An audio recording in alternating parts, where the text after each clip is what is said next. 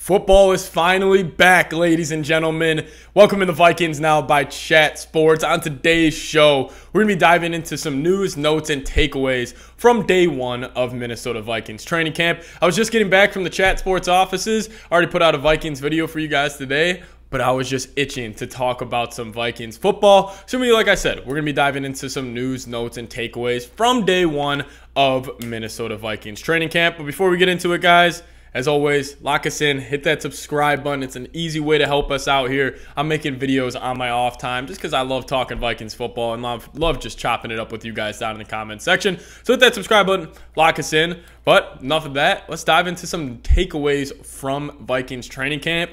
The number one takeaway is actually my man, Jalen Nailor, as he absolutely dominated the 7-on-7 period from day one of Minnesota Vikings training camp. And Jalen Nailor was just one of those guys last season that just wasn't able to crack the rotation. But when he did get reps, he was pretty damn good. Like, obviously, that Green Bay Packers game, if you guys remember, later half of the year in Green Bay, the Vikings just got their ass kicked. Ended up pulling most of the starters. And then Jalen Nailor stepped in there and had a long touchdown and another catch. Ended up putting up pretty good numbers that game. But he was the receiver out of Michigan State that we took, I believe, in the 6th round 2 drafts ago now. And I've always been a big fan of him. You know, it was actually one of those guys when the Vikings took him, I kind of said, who? A little bit, just because he didn't really put up a lot of solid production at Michigan State. But then I got, you know, deep diving into a lot of his tape and just watching the way he runs routes. He's incredibly fluid, incredibly quick in and out of cuts. And we saw that today at the first Vikings training camp practice.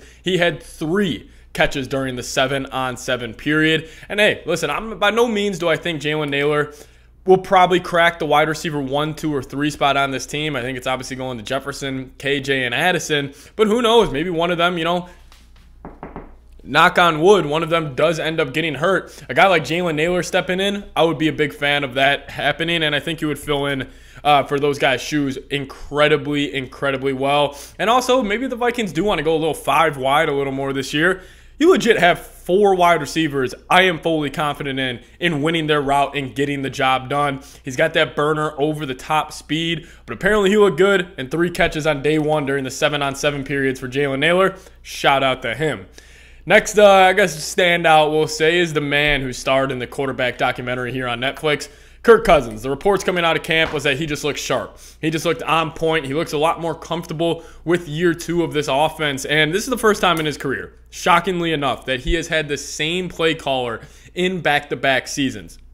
Obviously, when we went from the Kubiak's coordinator tree, when we went to his dad, to his kid, like the Vikings obviously was similar offenses, but this is legit the first year he has the same play caller. And I just think Kirk, you know, being the veteran he is, being the smart quarterback that we all know that he is, like, I just think being another year in Kevin O'Connell's offense, he's just going to be a whole lot more comfortable. And I will say, I think obviously like a lot of the teammates on the Minnesota Vikings, like they probably watched that documentary and just seeing everything he does to kind of get his body right and seeing all that extra effort he puts in, I think it can also help his leadership a little bit on the field. You know, I think Kirk kind of was misrepresented amongst NFL media members for a very long time. And I think with this documentary coming out, I think it just improves his stock, improves his recognition. I think it would just give him a bigger voice in the locker room. Like, I know it may be kind of me reaching here, but I do think this quarterback documentary probably won't help, like, obviously Kirk on the field, but it may just help his confidence and just the way he carries himself and just him being an overall leader. So apparently Kirk Cousins, he looked sharp.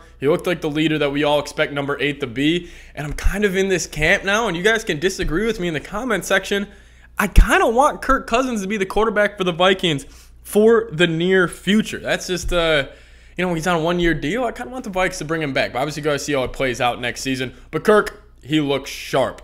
Third on this, we're going to talk about Jaren Hall, the 5th-round rookie that we took out of BYU. And the reason we're talking about this is just he was very up and down. You know, obviously he is a more of a developmental, you know, pick. You're not going to assume your 5th-round quarterback's going to go out there and play right away. But, you know, he was up and down. Apparently he had a nice deep ball throw, but then he also sailed another deep ball throw over the head of Thayer Thomas, who was wide open. So a guy like Jaren Hall, like, in terms of guys I'm excited to watch during the preseason for the Vikes, Jaren Hall is on top of that list. And then you obviously got to go, you know, obviously I would love to see Jordan Addison play as well.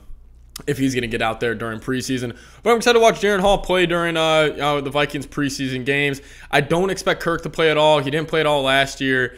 And I probably would expect Kevin O'Connell to stay in that same mold. That just kind of seems his philosophy on preseason. He kind of gets it from Sean McVay. They just don't play starters. And I've always been in the impression that there's no reason to play starters in the NFL. You can take the couple first weeks of the season. It's not preseason, but kind of a couple games to get your feet wet. I just don't think you need to take the risk during preseason football. But Jaren Hall, up and down roller coaster. It's going to be expected, but who knows? Maybe he can work out those kinks. Maybe he could be the franchise quarterback in Minnesota.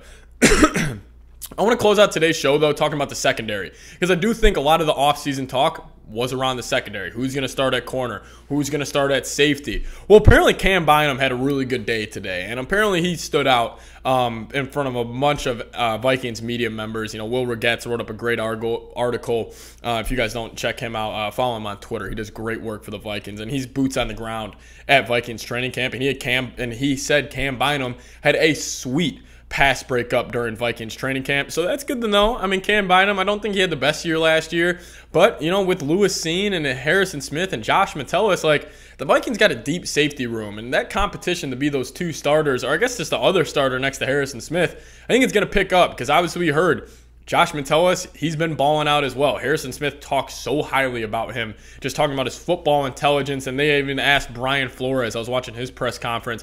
Flores is a huge fan of Metellus as well. So that was good to see that Cam Bynum, you know, going to compete with, you know, Lewis Cine and Metellus for that other starting safety spot. But this was something that was interesting. So the Vikings had their starting cornerback group and starting secondary during the 7-on-7 period. So the starting cornerbacks were, this was funny enough, was Caleb Evans, Byron Murphy, expected those to be the top two corners.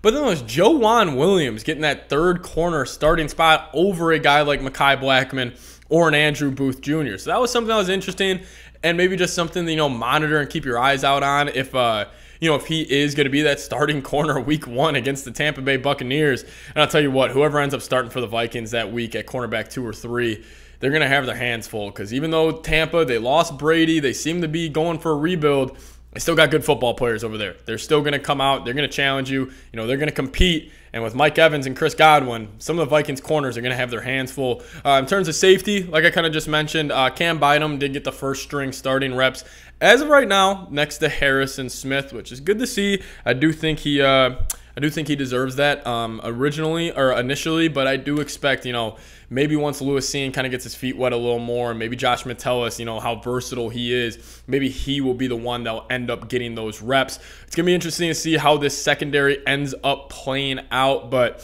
overall, all positive reports coming out of Vikings training camp. No real update on the Jordan Addison situation with, you know, obviously a speeding incident. We did get the report that it was a medical emergency for his dog. Whether you believe that or not, you know, I surely don't think somebody would lie about that, but a lot of people do. You know, Jordan Addison was going full John Wick mode on these guys. But, yeah, Addison, he was there. He was talking. No update on Danielle Hunter. He's kind of doing a hold-in where he's at training camp, but he's not participating. A little loophole in the new NFL CBA. So that's the takeaways, news, and notes from day 1 of Minnesota Vikings training camp. If you guys want more takeaways from each and every day, you guys just let me know down in the comments section.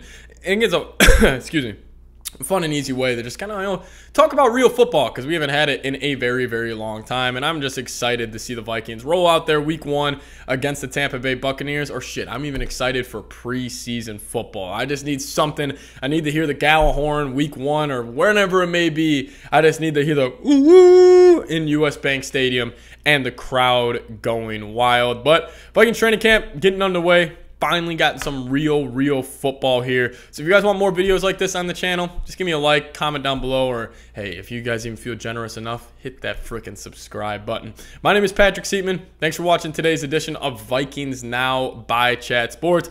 I hope to be your one-stop shop for all Vikings news and rumors throughout the NFL season and leading up to you know, week 1 against the Tampa Bay Buccaneers. So thank you guys so much for hanging out with me today. We'll catch you guys next time.